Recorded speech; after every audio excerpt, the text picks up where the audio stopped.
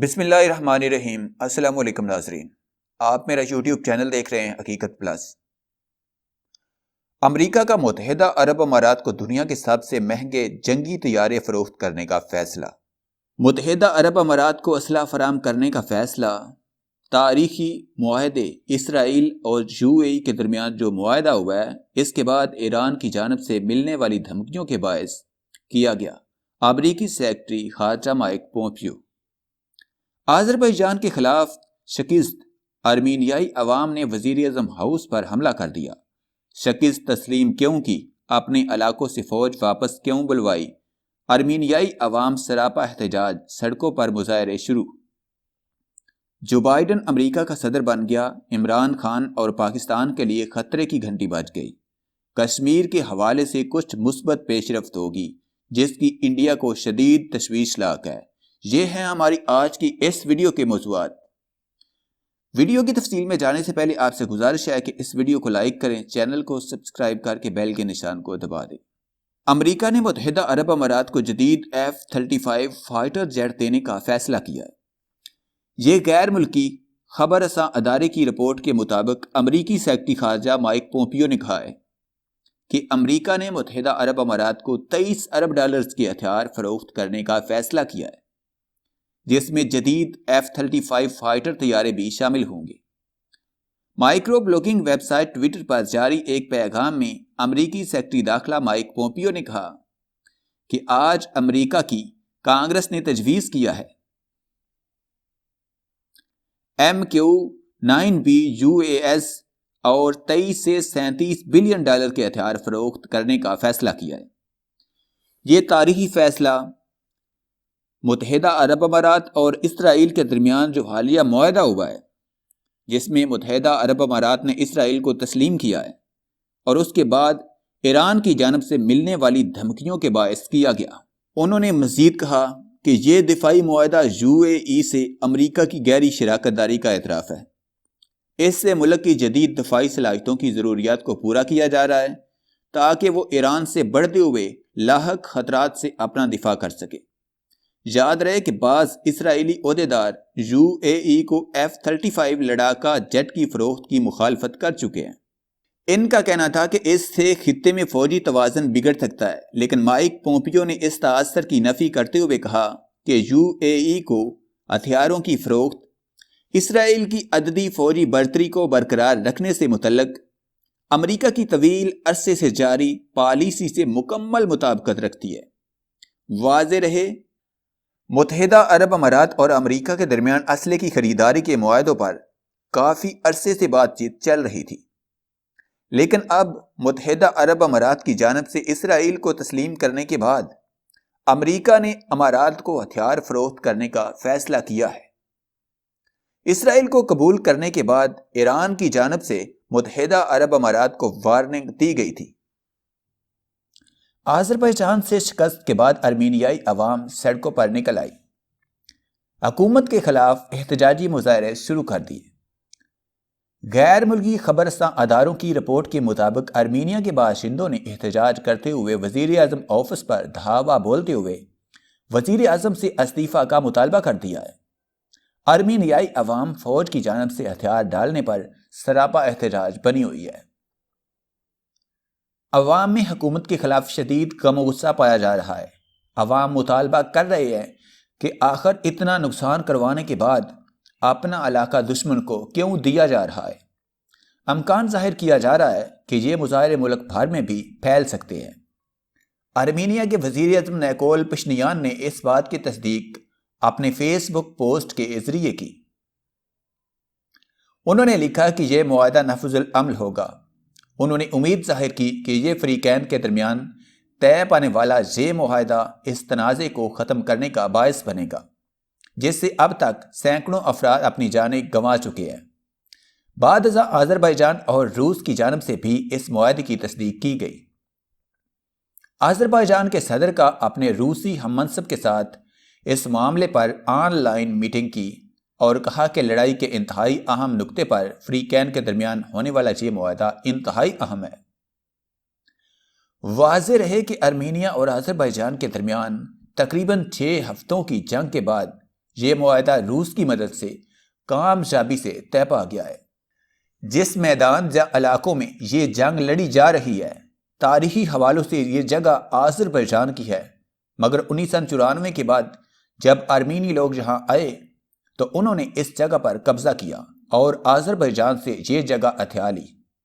جب سے یہ تنازع ہوا ہے تب سے اب تک دونوں فریقین کے درمیان کوئی درجن بھر کے امن معاہدے ہو چکے ہیں، مگر ان میں سے کوئی بھی کامیاب نہیں ہوا، کیونکہ کچھ عرصے کے بعد معاہدے کی خلاف ورزی کرتے ہوئے دونوں ایک دوسرے کے خلاف ہتھیار اٹھا لیتے ہیں۔ واضح ہے کہ مشہور ضرب المثل ہے کہ جو بیجو گے وہی کاٹو گے۔ اس کے مصداق فرانس نے جس قسم کی آگ لگانے کی کوشش کی، اب اس کی تپش میں خود ہی جل رہا ہے۔ 13 نومبر کو فرانس پیرس اٹیک کی 5ویں برسی منانے جا رہا ہے، جہاں ایک میوزیم ہال اور کیفے میں دہشت گردی کے واقعے میں 150 لوگ موت کے منہ میں چلے گئے تھے۔ گزشتہ دنوں آسٹریا کے دارالحکومت ویانا میں دہشت گردی کے واقعہ نے ہر طرف ہلچل مچا دی اور یورپی ممالک سر جوڑ کر بیٹھ گئے ہیں۔ فرانس جیسے آزادی اظہار کے نام پر لبرل ملک میں جو کچھ ہو رہا ہے وہ ساری دنیا کے سامنے ہے۔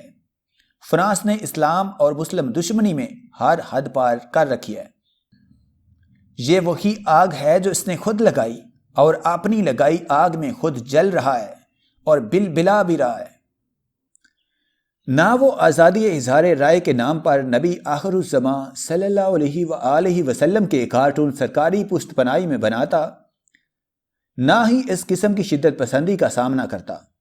فرانس نے مسلمانوں کو بدنام کرنے کے لیے جھوٹے واقعات کو بھی بڑھا چڑھا کر رنگ دیا اور مسلمانوں کے خلاف سخت اقدامات کیے۔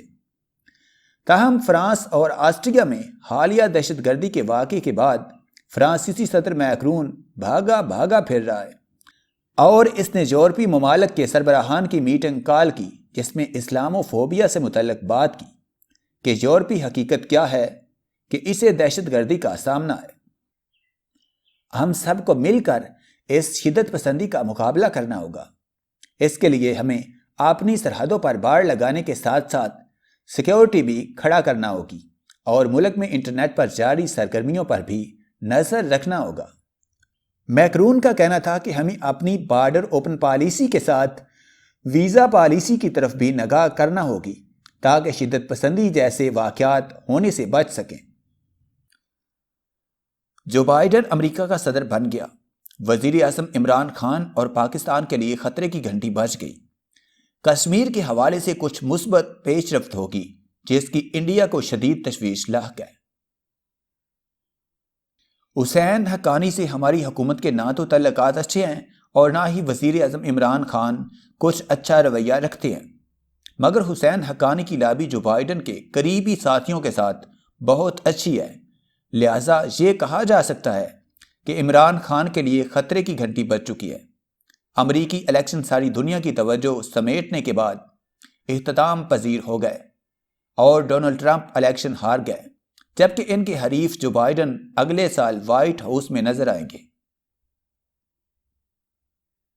تاہم جو بائیڈن امریکہ کے صدر بن گئے، اس بات کی کئی ممالک کو خوشی جبکہ کئی ممالک کے لیے پریشانی کی بات ہے۔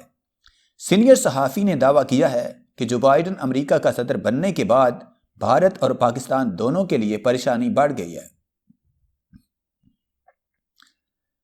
سینئر صحافی رؤف کلاسرا نے کہا ہے کہ امریکی صدارتی الیکشن میں جو بائیڈن کی فتح کے بعد پاکستانی وزیر اعظم عمران خان اور بھارتی وزیر اعظم نریندر مودی پریشان ہو گئے ہیں۔ انہوں نے کہا کہ وزیر اعظم عمران خان تو جو بائیڈن کی فتح کے بعد چند ایک چیزوں کی وجہ سے پریشان ہیں، مگر اصل پریشانی بھارت کو لاحق ہوگی، کیونکہ نو منتخب صدر جو بائیڈن اور نائب صدر کامیلا ہیرس دونوں کا کشمیر کے معاملے پر واضح موقف ہے جو بھارت کے لیے پریشان کن ہے۔ رؤف کلاسرا نے کہا کہ جو بائیڈن کی اپنی ویب سائٹ پر کشمیر میں جاری انسانیت سوز مظالم، آسام اور شہریت بل سے متعلق تحقیقات پر مبنی مواد موجود ہے، تو بھارت اس لیے پریشان ہے کہ مستقبل میں پاکستان امریکی قیادت کے موقف کو اپنے فائدے کے لیے استعمال کرنے کی کوشش کر سکتا ہے۔ سینئر صحافی نے مزید کہا کہ دوسری جانب پاکستان کے لیے پریشان کن بات یہ ہے کہ امریکہ میں پاکستانی سفیر حسین حقانی، جن سے کیری لوگر بل کا متنازع منسوب ہے، اس کیری لوگر بل میں جو بائیڈن سمیت کئی دیگر لوگوں کا بھی نام آیا تھا۔ حسین حقانی نے بائیڈن کی فتح کے بعد اپنی ایک طنزیہ ٹویٹ میں کہا کہ پاکستان میں چند صحافی آج بائیڈن کی فتح کے بعد ان کی پاکستان دوستی پر تبصرہ کر رہے ہیں۔ ان میں سے اکثر صحافیوں نے مجھ پر بائیڈن کی ٹیم سے دوستی اور ان کے تعاون حاصل کرنے کی کوشش پر مجھے غدار قرار دیا تھا۔ رؤوف کلاسرا نے کہا کہ عمران خان نے بھی حسین حقانی کے خلاف اپنی تقاریر میں باتیں کی تھیں۔ اب حسین حقانی کی لابی امریکہ میں جو بائیڈن کی فتح کے بعد مضبوط ہو جائے گی، مگر پاکستانی قیادت کے حسین حقانی کے ساتھ تعلقات خوشگوار نہ ہونے کی وجہ سے معاملات درست سمت میں جانے کے امکانات کم ہیں۔ صدارتی انتخابات میں ٹرمپ کی ناکامی کے بعد امریکی صدر کی اہلیہ میلانیہ نے شوہر سے علیحدگی کا فیصلہ کر لیا ہے۔ اس حوالے سے اہم انکشافات سامنے آیا ہے کہ میلانیہ کی ڈونلڈ ٹرمپ سے علیحدگی کے پیچھے صرف ٹرمپ کی شکست نہیں ہے، بلکہ میلانیہ کروڑوں ڈالر ہتھیانا چاہ رہی ہے۔ برطانوی خبر رساں ادارے کی رپورٹ کے مطابق وائٹ ہاؤس کے اعلیٰ عہدیدار نے گزشتہ روز دعویٰ کیا ہے کہ انتخابات میں شکست کے بعد میلانیہ ٹرمپ ایک منٹ گن کر گزار رہی ہیں، کیونکہ انہوں نے وائٹ ہاؤس میں بے دخل ہونے کے بعد ٹرمپ سے علیحدگی اختیار کرنے کا فیصلہ کر لیا ہے۔ وائٹ ہاؤس کے عہدیدار نے انکشاف کیا تھا کہ ٹرمپ کے عام شہری بننے کے بعد میلانیہ ان کے ساتھ رہنا پسند نہیں کرے گی، کیونکہ پہلے ہی دونوں نے اپنے کمرے علیحدہ کر لیے ہیں۔